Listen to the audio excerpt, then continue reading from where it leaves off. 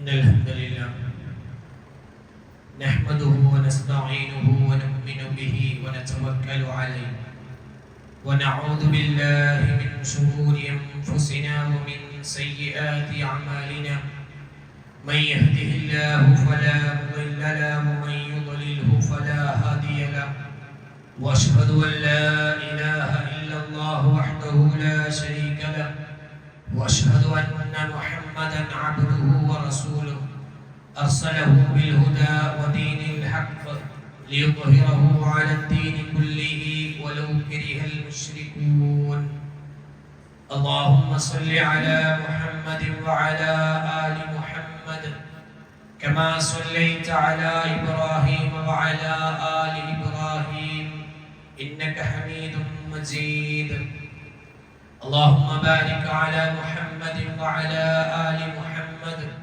كما باركت على إبراهيم وعلى آل إبراهيم إنك حميد مجيد أما بعد فإن خير الكلام كلام الله وخير الحديث كتاب الله وخير الهدي هدي محمد صلى الله عليه وسلم وشر الأمور محدثاتها وكل محدثة بدعة وكل بدعة ضلالة أعوذ بالله السميع العليم من الشيطان الرجيم يا أيها الذين آمنوا اتقوا الله حق تقاته ولا تموتن إلا وأنتم مسلمون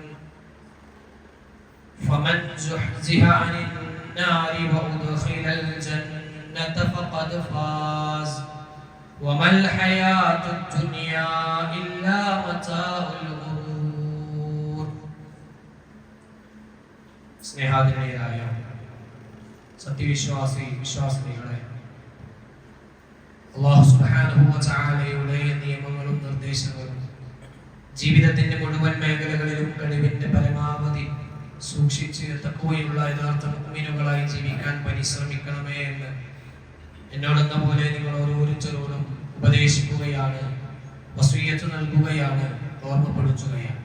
റബ്ബിന്റെ നിയമങ്ങൾ മനസ്സിലാക്കാനും അത് ജീവിതത്തിൽ പകർത്തി ജീവിക്കുവാനും അങ്ങനെ അല്ലാഹുവിന്റെ മഹത്തായ അനുഗ്രഹമായ സ്വർഗ്ഗം നേടിയെടുക്കുവാനുമുള്ള മഹാഭാഗ്യം അല്ലാഹു നമുക്ക് എല്ലാവർക്കും നൽകി അനുഗ്രഹിക്കുമാറാകട്ടെ.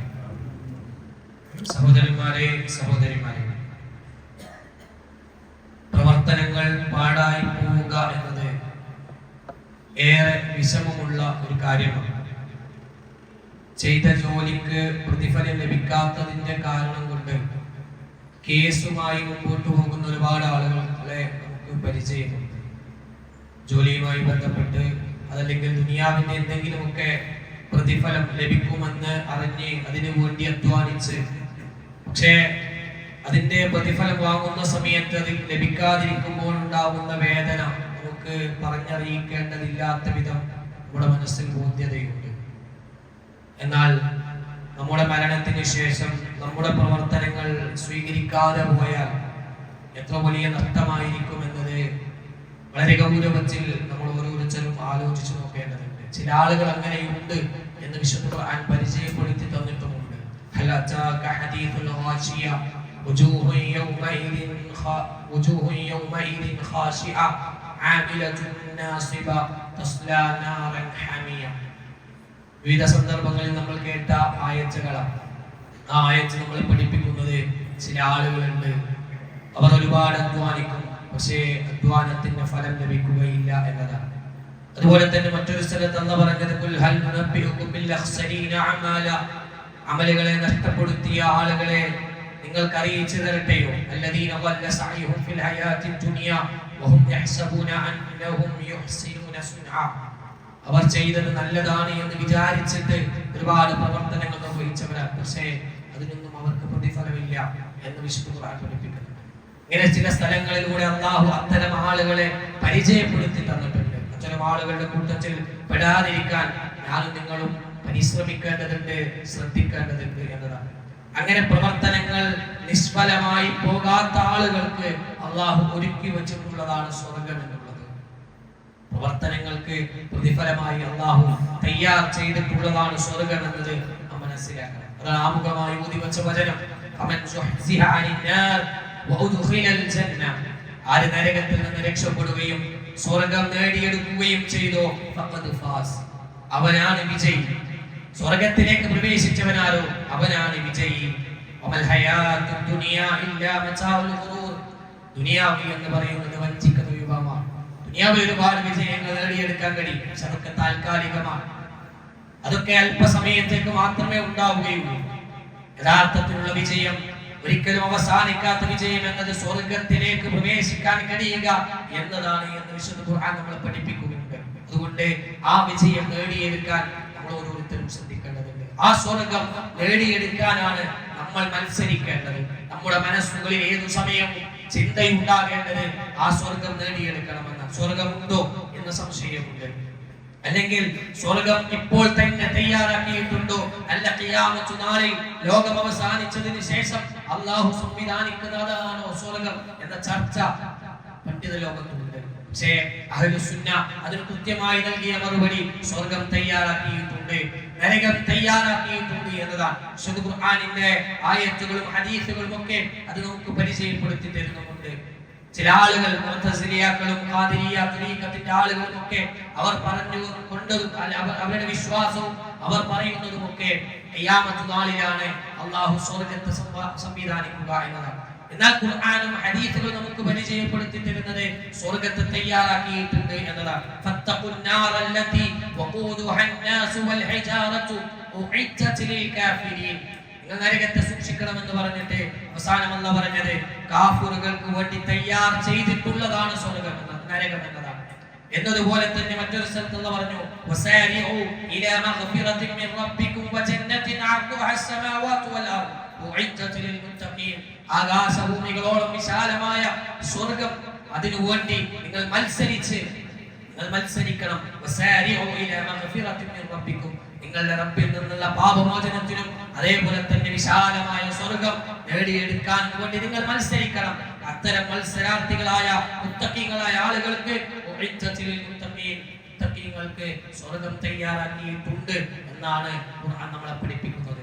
അതുകൊണ്ടാണ് ഒരാൾ ഖബറിലെത്തിയാൽ അയാൾക്ക് സ്വർഗ്ഗത്തെ കാണിച്ചു കൊടുക്കുന്നത്, ഒരാൾ ഖബറിലെത്തിയാൽ നരകത്തെ കാണിച്ചു കൊടുക്കുന്നതും നരകത്തിന്റെ സുഖങ്ങൾ, നരകത്തിന്റെ വേദനകൾ അയാൾക്ക് ഖബറിൽ തന്നെ അനുഭവിക്കേണ്ടി വരുമെന്നും പ്രവാചകൻ സല്ലല്ലാഹു അലൈഹി വസല്ലം പറഞ്ഞത് അത് തയ്യാറാക്കി വെച്ചിട്ടുണ്ട് എന്നതുകൊണ്ടാണ്. ഇന്ന അഹദകും ഇദാ മാത ഉരിള അലൈഹി മഖഅദഹു ബിൽ ഗദാത്തി വൽ അശി, ഒരാൾ മരണപ്പെട്ടു കഴിഞ്ഞാൽ, അയാൾ ഖബറിലേക്ക് വെക്കപ്പെട്ടാൽ, അയാളുടെ അടുത്ത ജീവിതം ആരംഭിച്ചു കഴിഞ്ഞാൽ അയാൾക്ക് അയാളുടെ സ്ഥാനം കാണിച്ചു കൊടുക്കും, അയാളുടെ സ്ഥാനം കാണിച്ചു കൊടുക്കും. ഇൻ കാന മിൻ അഹ്ലിൽ ജന്ന ഫമിൻ അഹ്ലിൽ ജന്ന, അയാൾ സ്വർഗ്ഗക്കാരനാണെങ്കിൽ സ്വർഗ്ഗത്തിൽ നിന്നുള്ള അയാളുടെ സ്ഥാനം. വഇൻ കാന മിൻ അഹ്ലിൻ നാർ ഫമിൻ അഹ്ലിൻ നാർ, നരകക്കാരനായിട്ടാണ് അയാൾ ജീവിതത്തിൽ നിന്ന് വിട പറഞ്ഞു പോയതെങ്കിൽ അയാൾക്ക് അതിന്റെ സ്ഥാനം കാണിച്ചു കൊടുക്കും. ഫയുഖാൽ, അയാളോട് പറയും ഹാദാ മഖഅദുക ഹത്താ യബ്അതക അല്ലാഹു യൗമൽ ഖിയാമ, ഖിയാമത്ത് നാൾ വരെ നിന്റെ സ്ഥാനം ഇതാണ്.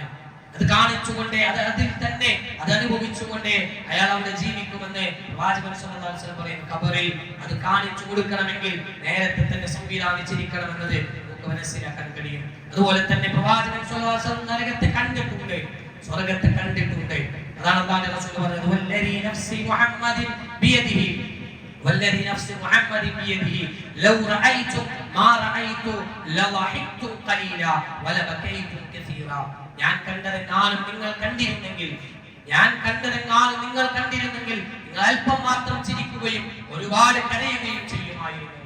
ആലു സ്വഹാബത്ത് ചോദിക്കുന്നുണ്ട് വമാ റഅയ്ത യാ റസൂലല്ലാഹ്, അല്ലാഹുവിന്റെ റസൂലേ എന്തെങ്ങൾ കണ്ടത്, നിങ്ങൾ കണ്ടത് എന്താണ് എന്ന് ചോദിക്കുമ്പോൾ അല്ലാഹുവിന്റെ റസൂൽ സല്ലല്ലാഹു അലൈഹി വസല്ലം മറുപടി പറഞ്ഞത് റഅയ്തുൽ ജന്നത വന്നാർ, ഞാൻ സ്വർഗ്ഗത്തെ കണ്ടിട്ടുണ്ട്, ഞാൻ നരകത്തെ കണ്ടിട്ടുണ്ട് എന്നതാണ്. ഈ ഹദീസുകളൊക്കെ പഠിപ്പിക്കുന്നത്, ഈ ആയത്തുകൾ മനസ്സിലാക്കി തരുന്നത് സ്വർഗ്ഗത്തെ സംവിധാനിച്ചിട്ടുണ്ട് എന്നതാണ്.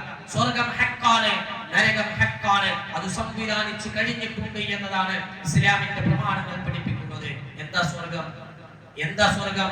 കൃത്യമായി റസൂലുള്ളാഹി സ്വല്ലല്ലാഹു അലൈഹി വസല്ലം പറഞ്ഞു അഅദത്തു ലിഇബാദി അസ്സാലിഹീൻ, അല്ലാഹു സുബ്ഹാനഹു വ തആല പറഞ്ഞു അഅദത്തു ലിഇബാദി അസ്സാലിഹീൻ, അസ്സാലിഹീങ്ങളായ നല്ല ആളുകൾക്ക് വേണ്ടി ഞാൻ തയ്യാറാക്കി വെച്ചിട്ടുള്ളതാണ്.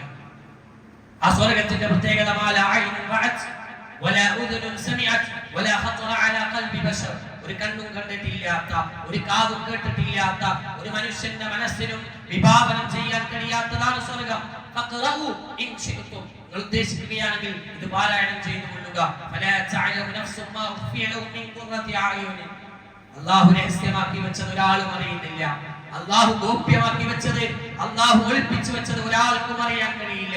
അങ്ങനെ അല്ലാഹു ഒളിപ്പിച്ചു വെച്ച, ഒരു മനുഷ്യന്റെ കണ്ണിനും കൃത്യമായി കണ്ടിട്ടില്ലാത്ത, ഒരു മനുഷ്യന്റെ കാതിനും ഇതുവരെയും കേൾക്കാൻ കഴിയാത്ത, അതേപോലെ തന്നെ ഒരു മനുഷ്യന്റെ മനസ്സിൽ ചിന്തിക്കാൻ പോലും കഴിയാത്തതാണ് സ്വർഗ്ഗം എന്നതാണ്. അത്രയും കൃത്യമായിട്ടാണ് സ്വർഗ്ഗത്തെ അല്ലാഹു സുബ്ഹാനഹു വ തആല സംവിധാനിച്ചിട്ടുള്ളത്. സ്വർഗ്ഗത്തിൽ ഒരു വടി കുത്താനുള്ള സ്ഥലം, മൗളിഉ സൗത്തിൻ ഫിൽ ജന്നത്തി ഖൈറു മിൻ ദുനിയ വമാ ഫീഹാ. ദുനിയാവും അതിലുള്ള മുഴുവൻ സ്ഥലങ്ങളും പരിശോധിച്ചാൽ അത്രയും സ്ഥലം ദുനിയാവിൽ ഒരു വടി കുത്താനുള്ള സ്ഥലം. ആ രീതിയിലൊക്കെ റസൂലുള്ളാഹി സ്വല്ലല്ലാഹു അലൈഹി വസല്ലം കൃത്യമായി നമുക്ക് പഠിപ്പിച്ചു. വിശാലമായ സ്വർഗ്ഗം, വിശാലമാണ് സ്വർഗ്ഗം. സ്വർഗ്ഗത്തിന് പദവികളുണ്ട്, തട്ടുകളുണ്ട്, 100 തട്ടുകളുണ്ട് എന്ന് ഹദീസുകൾ പഠിപ്പിക്കുന്നു.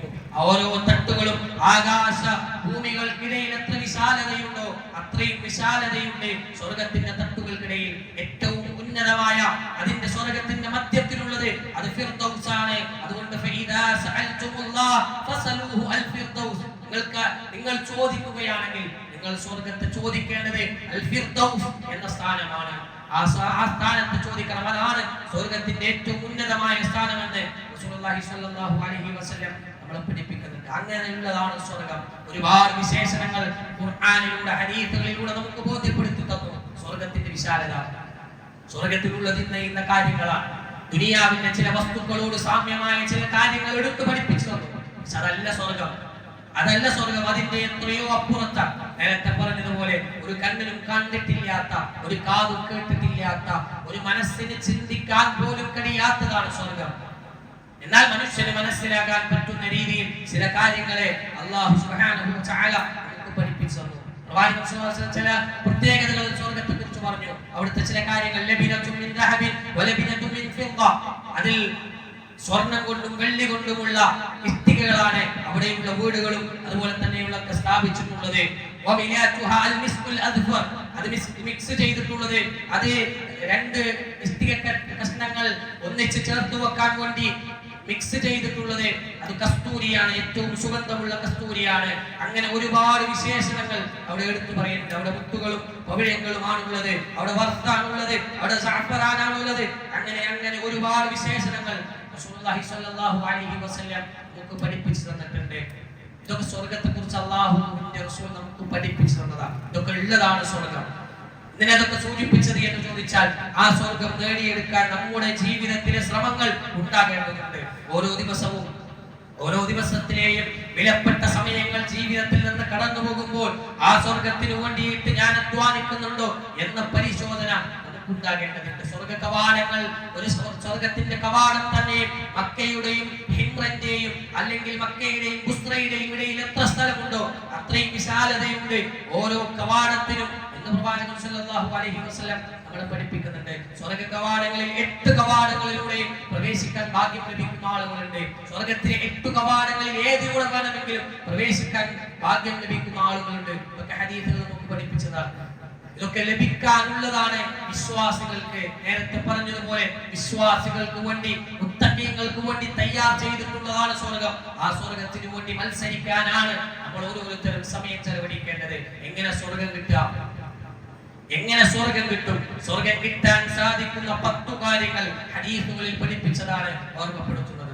സ്വർഗ്ഗം കിട്ടണമെങ്കിൽ 10 കാര്യങ്ങൾ ശ്രദ്ധിക്കണം. 10 കാര്യങ്ങൾ സ്വർഗ്ഗം കിട്ടുമെന്ന് പ്രത്യേകമായി എടുത്തു പറഞ്ഞ കാര്യങ്ങളാണ്. അതിലൊന്നാമത്തേത് വിശ്വാസം ശരിയാക്കണം എന്നതാണ്. വിശ്വാസം ശരിയുണ്ടോ സ്വർഗ്ഗത്തിൽ പ്രവേശിക്കും. ഉമർ ഇബ്നു ഖത്താബ് റളിയല്ലാഹു അൻഹുവിനോട് റസൂൽ സല്ലല്ലാഹു അലൈഹി വസല്ലം പറയുന്നുണ്ട്, യബ്നൽ ഖത്താബ് ഇദ്ഹബ് ഫനാദി ഫിന്നാസ് ഇന്നഹു ലാ യദ്ഖുലുൽ ജന്നത ഇല്ലൽ മുഅ്മിനൂൻ. ഉമറേ, ആളുകൾക്ക് മുമ്പിൽ നീ വിളിച്ചു പറയും, ആളുകളോട് വിളിച്ചു പറയും. വിളിച്ചു പറയേണ്ടത് ഇന്നഹു ലാ യദ്ഖുലുൽ ജന്ന, സ്വർഗ്ഗത്തിൽ പ്രവേശിക്കുകയില്ല ഇല്ലൽ മുഅ്മിനൂൻ, വിശ്വാസികളല്ലാതെ സ്വർഗ്ഗത്തിൽ പ്രവേശിക്കുകയില്ല. ഖാല അതേ പറയുന്നു ഫഖറജ്തു ഞാൻ പുറപ്പെട്ടു ഫനാദൈതു ഞാൻ വിളിച്ചു പറഞ്ഞു അലാ നിങ്ങൾ അറിയണം ഇന്നഹു ലാ യദ്ഖുലുൽ ജന്നത ഇല്ലൽ മുഅ്മിനൂൻ സ്വർഗ്ഗത്തിൽ വിശ്വാസികളല്ലാതെ പ്രവേശിക്കുകയില്ല വിശ്വാസികൾക്ക് മാത്രമുള്ള സ്ഥലമാണ് സ്വർഗ്ഗം ലാ തദ്ഖുലൂനൽ ജന്നത ഹത്താ തുഅ്മിനൂ മറ്റൊരു ഹദീസിൽ റസൂലുള്ളാഹി സ്വല്ലല്ലാഹു അലൈഹി വസല്ലം വിശ്വാസികളല്ലാതെ വിശ്വാസം സ്വീകരിച്ചാലല്ലാതെ സ്വർഗ്ഗത്തിലേക്ക് പ്രവേശിക്കാൻ കഴിയില്ല എന്നത് ഒന്നാമത്തെ അടിസ്ഥാനം അതാണ് ദുനിയാവിൽ എത്രയെത്ര നന്മകൾ ചെയ്തിട്ടും നൂറുകണക്കിന് ആയിരക്കണക്കിന് പതിനായിരക്കണക്കിന് ലക്ഷക്കണക്കിന് സമ്പത്ത് ദാനം ചെയ്തവനാ പക്ഷേ വിശ്വാസം സ്വീകരിച്ചിട്ടില്ല എങ്കിൽ അവന്റെ സ്വർഗത്തിലേക്കുള്ള പ്രവേശനമില്ല ഇസ്ലാമിന്റെ അടിസ്ഥാനമാണ് നമ്മുടെ ഇടയിൽ ചിലപ്പോഴൊക്കെ ചർച്ചകൾ വരാറുണ്ട് ഇന്ന മഹാൻ നമ്മുടെ നാട്ടിൽ അറിയപ്പെടുന്ന ഇന്ത്യയുമായി ബന്ധപ്പെട്ട് കേരളവുമായി ബന്ധപ്പെട്ട് നമ്മുടെ നാടുമായി ബന്ധപ്പെട്ട് വലിയ സ്ഥാനം നേടിയെടുത്തവർ ഒരുപാട് സേവനങ്ങൾ നിർവഹിച്ചവർ അവർ സ്വർഗത്തിൽ പോകുമോ ഇത്തരമൊരു ചർച്ച വരുമ്പോ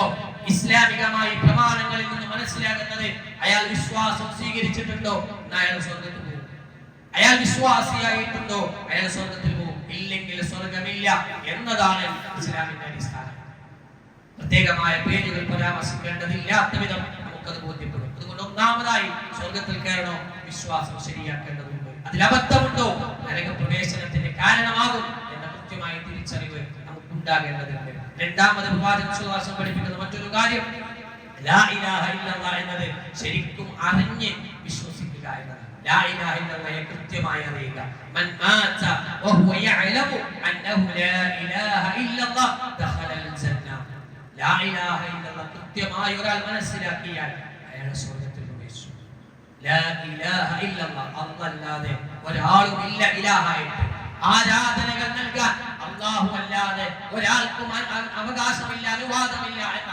ഇസ്ലാമിന്റെ കൃത്യമായ അടിത്തറ എന്ന് മനസ്സിലാക്കേണ്ടതുണ്ട് നമ്മുടെ നാട്ടിൽ ആരാധനകൾ റബ്ബല്ലാത്തവരിലേക്ക് പോയിക്കൊണ്ടിരിക്കുന്നുണ്ട് മരണപ്പെട്ടവരോടും ജീവിച്ചിരിക്കുന്നവരോടുമൊക്കെ റബ്ബിനോട് നൽകേണ്ട ആരാധനകൾ റബ്ബല്ലാത്തവർക്ക് നൽകിക്കൊണ്ടിരിക്കുന്ന ഒരു അവസ്ഥാവിശേഷം പലപ്പോഴും ആളുകൾക്ക് അറിയുന്നില്ല അറിവില്ലായ്മയാണ് പലപ്പോഴും അത്തരം വലിയ തിന്മകളിലേക്ക് എത്തിച്ചുകൊണ്ടിരിക്കുന്നത് എന്ന കൃത്യമായ ബോധം നമുക്കുണ്ടാക്കേണ്ടതുണ്ട് അതുകൊണ്ട് സ്വർഗത്തിൽ കയറണോ ലാ ഇലാഹ ഇല്ലല്ലാഹ് എന്നത് കൃത്യമായി അറിയണം എന്തൊക്കെ പ്രശ്നങ്ങൾ ഉണ്ടായാലും എന്തൊക്കെ പ്രതിസന്ധികൾ ഉണ്ടായാലും ആ റബ്ബിനെ കൈവിടുന്ന ആ ഇലാഹിനോടുള്ള ആരാധനയിൽ മാറി നിൽക്കുന്ന ഒരു അവസ്ഥ നമ്മളിൽ ഉണ്ടാകാതിരിക്കുക എന്നതാണ് ശ്രദ്ധിക്കേണ്ടത് അതാണ് രണ്ടാമത്തെ കാര്യം ഒന്ന് പറഞ്ഞത് വിശ്വാസം ശരിയാക്കണം എന്നതാണ് രണ്ടാമത് പഠിപ്പിക്കുന്നത് ലാ ഇലാഹ ഇല്ലല്ലാഹ് കൃത്യമായി അറിയുക എന്നതാണ് മൂന്നാമത് പ്രവാചകൻ സ്വല്ലല്ലാഹു അലൈഹി വസല്ലം പഠിപ്പിക്കുന്ന മറ്റൊരു കാര്യം ഹദീസുകളിൽ കാണാൻ സാധിക്കും കുല്ലു ഉമ്മത്തി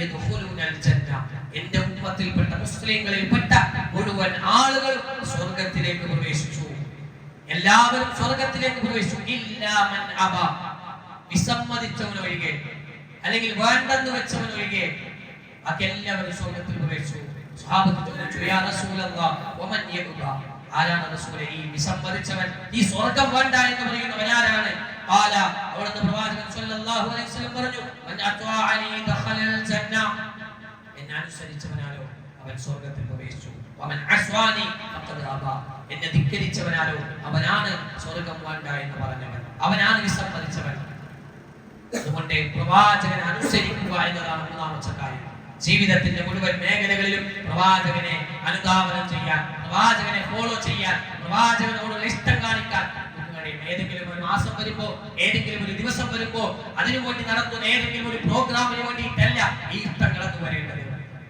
സ്വന്തത്തെക്കാൾ എന്റെ ഉമ്മയേക്കാൾ ഉപ്പയേക്കാൾ മാതാപിതാക്കളെക്കാൾ മക്കളെക്കാൾ സമ്പത്തിനേക്കാൾ കച്ചവടത്തെക്കാൾ തന്റേതെന്ന് ദുനിയാവിൽ എന്തൊക്കെ പറയുന്നുണ്ടോ അതിനേക്കാളൊക്കെ അല്ലാഹുവിന്റെ റസൂലിനെ ഇഷ്ടപ്പെടണമെന്നാണ് ഇസ്ലാം നമ്മളെ പഠിപ്പിക്കുന്നത് ആ ഒരു ഇഷ്ടം നമ്മളിൽ ഉണ്ടാകണം അതിനനുസരിച്ച് നമ്മുടെ ജീവിതത്തിൽ ആ പ്രവാചകനെ കൊണ്ടു നടക്കാൻ നമുക്ക് കഴിയണമെന്നതാണ് ആ പ്രവാചകനെ അനുസരിക്കുക എന്നതാണ് മൂന്നാമത്തെ കാര്യം സ്വർഗ്ഗം കിട്ടണോ അത് ജീവിതത്തിൽ ഉണ്ടാകണം നാലാമത് ഒരുപാട് ഹദീസുകളുണ്ട് പരിചയപ്പെടുന്നത് നമസ്കാരവുമായിട്ടാണ് ആ സ്വർഗ്ഗ പ്രവേശനത്തിന് ബന്ധപ്പെടുത്തുന്നത് നിസ്കാരമുണ്ടോ ആ സ്വർഗ്ഗത്തിൽ കയറും എന്നതാണ് പ്രത്യേകിച്ച് എടുത്തു പറഞ്ഞു മിഫ്താഹുൽ ജന്നത്തി അസ്വലാ സ്വർഗ്ഗത്തിന് കവാടങ്ങളുണ്ട് എന്ന് പറഞ്ഞു ആ കവാടങ്ങൾ തുറക്കണമെങ്കിൽ അതിന്റെ മിഫ്താഹ് അതിന്റെ താക്കോൽ എന്ന് പറയുന്നത് അത് സ്വലാത്താണ് അത് നമസ്കാരമാണ് എന്ന് പ്രവാചകൻ സ്വല്ലല്ലാഹു അലൈഹി വസല്ലം പഠിപ്പിച്ചു മൻ സ്വല്ലൽ ബർദൈ ദഖലൽ ജന്ന തണുപ്പ് തണുപ്പുള്ള 2 സമയത്ത് നമസ്കാരം നിർവഹിച്ചാൽ അവൻ സ്വർഗ്ഗത്തിൽ പ്രവേശിച്ചു എന്ന് പറഞ്ഞു.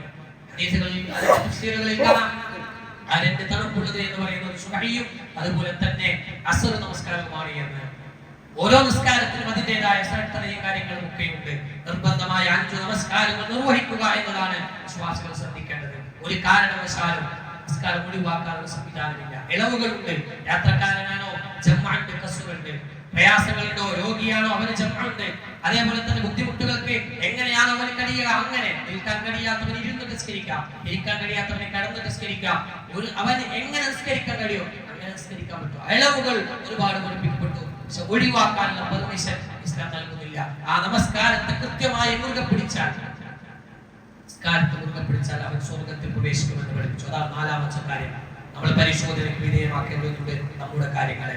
5 ആ നമസ്കാരത്തിന് മുമ്പ് നിർവഹിക്കുന്ന ആ വുദൂ കൃത്യമായി നിർവഹിക്കുകയും എന്നിട്ട് അതിനുശേഷമുള്ള ദുആ നിർവഹിക്കുകയും ചെയ്താൽ അയാൾക്ക് സ്വർഗ്ഗത്തിൽ പോകാൻ പറ്റും. മാ മിൻകും മിൻ അഹദിൻ യതവല്ലഉ ഫയുഹ്സിനുൽ വുദൂഅ. ഒരാൾ വുദൂ ചെയ്തു എന്നിട്ട് അത് കൃത്യമാക്കി നല്ല രീതിയിൽ വുദൂ ചെയ്തു, കാട്ടിക്കൂട്ടലുകളല്ല. കൃത്യമായി വുദൂഇന്റെ അവയവങ്ങളൊക്കെ തടവേണ്ടത് കൃത്യമായി തടവിക്കൊണ്ട് നനയേണ്ടതൊക്കെ കൃത്യമായി നനച്ചുകൊണ്ട് ഒരാൾ വുദൂ ചെയ്തു.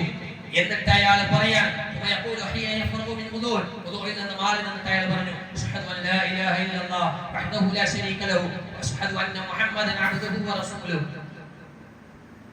ശേഷമുള്ള ദുആ ചൊല്ലി നമ്മൾ പഠിച്ചതാണ്.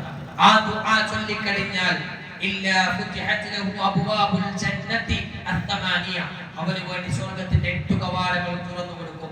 യദ്ഖുലു മിൻ അയ്യിഹാ ഷാ.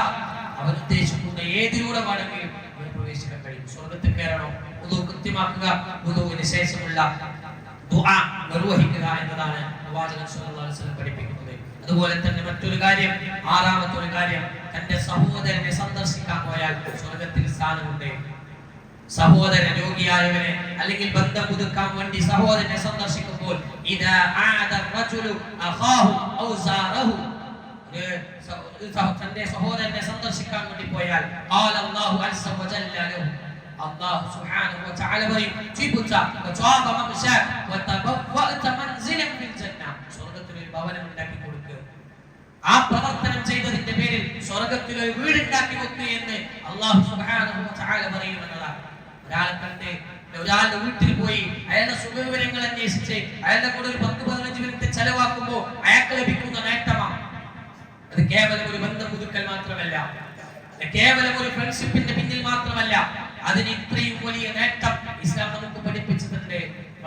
ഓരോ ദിവസവും എത്ര നമുക്ക് നിർവഹിക്കാൻ കഴിയുന്നത് അത് സ്വർഗ്ഗം കിട്ടാനുള്ള ഒരു കാരണമാണ്. അതുപോലെ തന്നെ ഹദീസുകൾ പഠിപ്പിക്കുന്നത് പള്ളി നിർമ്മിച്ചവർക്ക് സ്വർഗ്ഗത്തിൽ ഒരു ഭവനമുണ്ട്. മൻ ബനാ മസ്ജിദൻ ലില്ലാഹ് കമഫ്ഹസിൻ ഖത്വാത്തിൻ ഔ അസ്ഗർ. എത്ര ചെറുതാണെങ്കിലും പള്ളി ഉണ്ടാക്കിയാൽ ബനല്ലാഹു ലഹു ബൈതൻ ഫിൽ ജന്ന.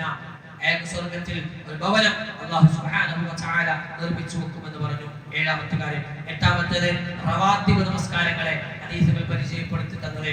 റവാത്തിബ് നമസ്കാരം എന്ന് പറഞ്ഞാൽ ഫർദ് നമസ്കാരങ്ങളുടെ മുമ്പും ശേഷവുമുള്ള സുന്നത്ത് നമസ്കാരങ്ങളാണ്. ആ നമസ്കാരം നിർവഹിച്ചാൽ മൻ താബറ അലാ 12 റക്അതൻ ഫീ യൗമിൻ വല്ലൈലതി ദഖലൽ ജന്ന. രാവിലെയും രാത്രിയും ഒക്കെയായി 12 റക്അത്ത് നമസ്കാരം നിർവഹിച്ചാൽ അയാൾ സ്വർഗ്ഗത്തിൽ പ്രവേശിച്ചു. മറ്റേ 12 ഏതൊക്കെ എന്ന് പഠിപ്പിച്ചു. അർബഅൻ ഖബല ദുഹർ, ദുഹറിന് മുമ്പ് 4 റക്അത്ത്, റക്അത്തൈനി ബഅദഹ ശേഷം 2 റക്അത്ത്, റക്അത്തൈനി ബഅദൽ മഗ്രിബ്, മഗ്രിബിന് ശേഷം 2 റക്അത്ത്, റക്അത്തൈനി ബഅദൽ ഇശാ, ഇശായിന് ശേഷം 2 റക്അത്ത്, റക്അത്തൈനി ഖബലൽ ഫജ്ർ, സുബഹിക്ക് മുമ്പുള്ള 2 റക്അത്ത്, 12 റക്അത്ത്. ചില ഹദീസുകളിൽ 10 റക്അത്തുകൾ പരിചയപ്പെടുത്തുന്നു, ദുഹറിന് മുമ്പ് 2 റക്അത്ത്. ഇങ്ങനെയുള്ള റവാത്തിബ് നമസ്കാരങ്ങൾ നിർവഹിക്കുന്നവർക്ക് സ്വർഗ്ഗത്തിൽ അവർ പ്രവേശിച്ചു കഴിഞ്ഞു എന്ന് ഹദീസുകൾ പരിചയപ്പെടുത്തി തരുന്നുണ്ട്. നമുക്ക് നിർവഹിക്കാൻ കഴിയും, നമുക്ക് നേടിയെടുക്കാൻ കഴിയും. അതേപോലെ തന്നെ 9ാമത്തെ മറ്റൊരു കാര്യം പ്രവാചകൻ സ്വല്ലല്ലാഹു അലൈഹി വസല്ലം പറഞ്ഞു, അന സഈമുൻ ബിബൈത്തിൻ ഫീ റബദിൽ ജന്ന. സ്വർഗ്ഗത്തിന്റെ ചുറ്റും ഒരു വീട് കിട്ടും, സ്വർഗ്ഗത്തിന്റെ ചുറ്റും ഒരു ഭവനം ഉണ്ടാകുമെന്ന് ഞാൻ ജാമ്യം നിൽക്കുന്നു, ഞാൻ സാക്ഷി നിൽക്കാൻ ഉറപ്പായിട്ടും കിട്ടും എന്ന് റസൂൽ പറഞ്ഞു. ആർക്കാ? ലിമൻ തറക്കൽ മിറാഅ വഇൻ കാന മുഹിക്കൻ. തന്റെ ഭാഗത്താണ് ശരി എന്നുണ്ടായിട്ടും തർക്കം ഒഴിവാക്കിയ ഒരാൾക്ക് സ്വർഗ്ഗത്തിൽ ഭവനമുണ്ട് എന്നതാണ്. തർക്കിക്കാൻ എല്ലാ ചാൻസ് ഉണ്ട്. നമ്മുടെ ഭാഗത്താണ് ശരി, എന്നാൽ ആ തർക്കം ഒഴിവാക്കാൻ വേണ്ടി ഒന്ന് വിട്ടുവീഴ്ച ചെയ്ത് മാറി നിന്നാൽ അയാൾക്ക് സ്വർഗ്ഗത്തിൽ ഭവനമുണ്ട് എന്ന് പ്രവാചകൻ പറഞ്ഞു. അതേ ഹദീസിന്റെ മറ്റൊരു ഭാഗത്ത് പറഞ്ഞു വബിബൈത്തിൻ ഫീ വസത്തിൽ ജന്ന, സ്വർഗ്ഗത്തിന്റെ മധ്യത്തിൽ ഭവനം ലഭിക്കും ലിമൻ തറക്കൽ കദിബ വഇൻ കാന മാസിഹൻ, കളവ് ഒഴിവാക്കിയവൻ. കളവ് പറയാൻ അവസരം കിട്ടി, കളവല്ലേ തിന്മയല്ലേ ശരിയല്ലല്ലോ എന്ന് മനസ്സിലാക്കി അവിടുന്ന് മാറി നിന്നാൽ അയാൾക്ക് സ്വർഗ്ഗത്തിൽ ഭവനമുണ്ട് എന്ന് പറഞ്ഞു. ഇങ്ങനെ ഒരുപാട് കാര്യങ്ങൾ ഹദീസുകൾ നമുക്ക് മനസ്സിലാക്കി തന്നിട്ടുണ്ട്. അത് നമ്മൾ മനസ്സിലാക്കുകയും 10 കാര്യങ്ങൾ മാത്രമാണ് സൂചിപ്പിച്ചത്. ഇത് കൃത്യമായി പഠിക്കുകയും അത് ജീവിതത്തിൽ പകർത്ത ഏതൊക്കെ നമ്മുടെ ജീവിതവുമായി ബന്ധപ്പെടുത്താൻ കഴിയോ അതൊക്കെ ബന്ധപ്പെടുത്തി ജീവിതത്തിന്റെ ലക്ഷ്യം ആ സ്വർഗം നേടിയെടുക്കല. അത് ദുനിയാവിൽ നിന്ന് ഇവിടെ പറഞ്ഞതിന് ശേഷം മനസ്സിലായിട്ട് കാര്യമില്ല, അത് ബോധ്യപ്പെട്ടിട്ട് കാര്യമില്ല. നരകത്തെ കാണുമ്പോൾ ഉറപ്പാൻ ഒരു സംശയവുമില്ല, എനിക്ക് മനസ്സിലായി, എനിക്ക് ബോധ്യപ്പെട്ടു, ഞാൻ ഇനി നന്നായിക്കൊള്ളാം എന്ന് ഒരുപാട് ആളുകൾ പറയുമെന്ന് വിശുദ്ധ ഖുർആൻ നമ്മളെ ബോധ്യപ്പെടുത്തി തന്നിട്ടുണ്ട്. അതുവരെ കാത്തു നിൽക്കരുത്. ദുനിയാവിൽ നിന്ന് പോകുന്നതിന് മുമ്പ് കാര്യങ്ങൾ കൃത്യമായി ക്രമീകരിച്ച് ജീവിതത്തിന്റെ ലക്ഷ്യം പൂർത്തീകരിച്ചുകൊണ്ട് ദുനിയാവിൽ നിന്ന് ഇവിടെ പറയാൻ നമുക്ക് കഴിയേണ്ടതുണ്ട്. അങ്ങനെ ജന്നാത്തുൽ ഫിർദൗസ് നേടിയെടുക്കുന്ന മഹാഭാഗ്യവാന്മാരുടെ കൂട്ടത്തിൽ അല്ലാഹു നമ്മളെല്ലാവരെയും ഉൾപ്പെടുത്തി അനുഗ്രഹിക്കുമാറാകട്ടെ.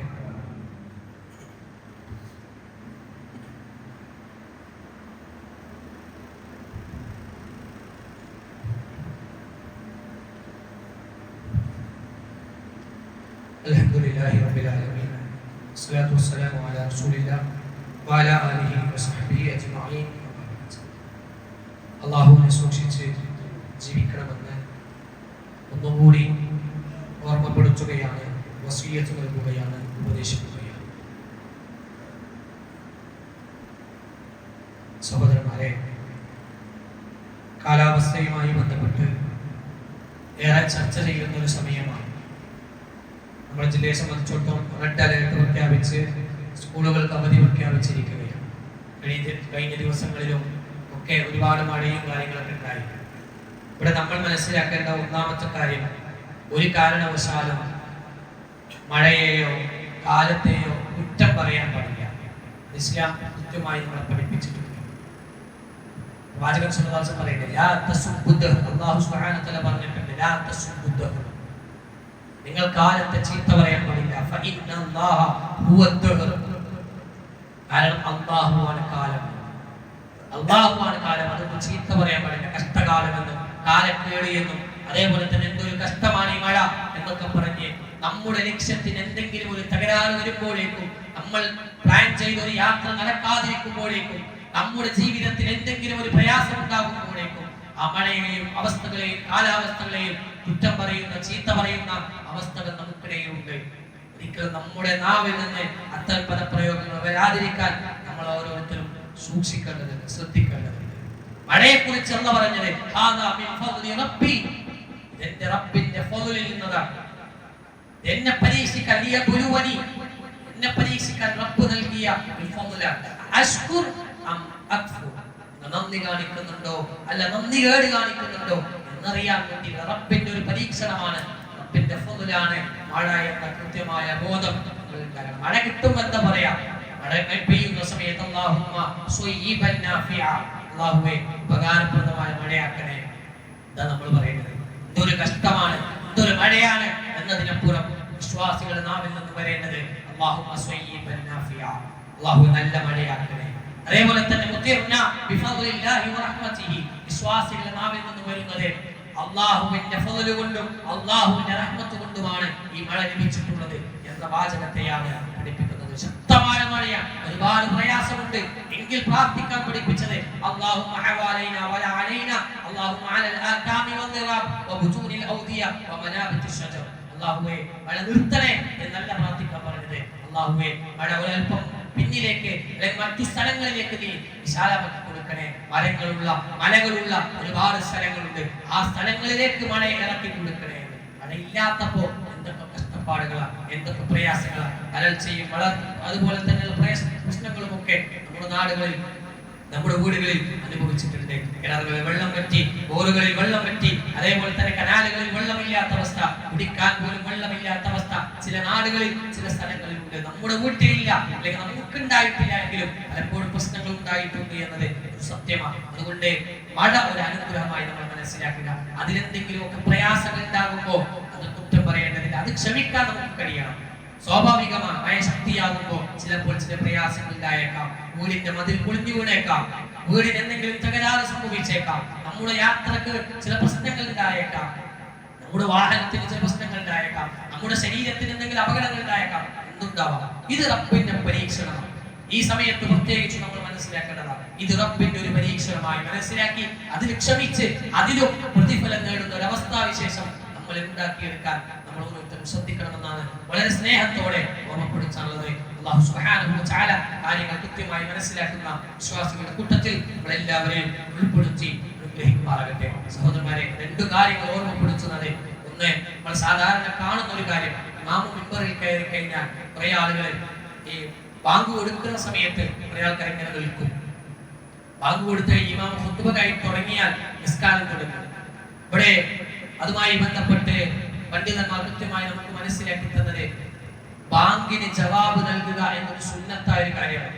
നമ്മളെല്ലാവരും മനസ്സിലാക്കേണ്ട ഒരു കാര്യം, ബാങ്കിന് ജവാബ് നൽകുക എന്നത് സുന്നത്തായ കാര്യമാണ്. എന്നാൽ ഖുത്ബ ശ്രദ്ധിച്ചു കേൾക്കുക എന്നത് നിർബന്ധമായ കാര്യമാണ്. അതുകൊണ്ട് തന്നെ ബാങ്ക് കൊടുക്കുമ്പോൾ ഒരാൾ പള്ളിയിലെത്തി അയാൾ നിസ്കരിക്കലാണ് നിർവഹിക്കേണ്ടത്, അയാൾ നിൽക്കുകയല്ല ചെയ്യേണ്ടത് എന്നതാണ്. ആരെ കുറ്റപ്പെടുത്താനല്ല, അറിയാത്തത് കൊണ്ടാണ്.